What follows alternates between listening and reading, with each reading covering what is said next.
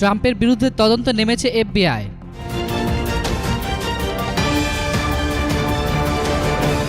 President Donald ট্রাম্পের বিরুদ্ধে তদন্ত শুরু করেছে মার্কিন আইন প্রয়োগকারী সংস্থা ফেডারেল ব্যুরো অব ইনভেস্টিগেশন বা এফবিআই। প্রতিষ্ঠানটির প্রধানের পদ থেকে জেমস কোমিকে বরখাস্ত করার পর এই তদন্ত শুরু হয়। এই তদন্তের উদ্দেশ্য মূলত ট্রাম্প রাশিয়ার পক্ষে বা আমেরিকার স্বার্থের বিপক্ষে কাজ করছেন কিনা তা নির্ণয় করা। জানা গেছে দৈনিক নিউ ইয়র্ক টাইমস এই খবরে বলা হয়েছে 2017 সালে মে মাসে এই তদন্ত শুরু হয়।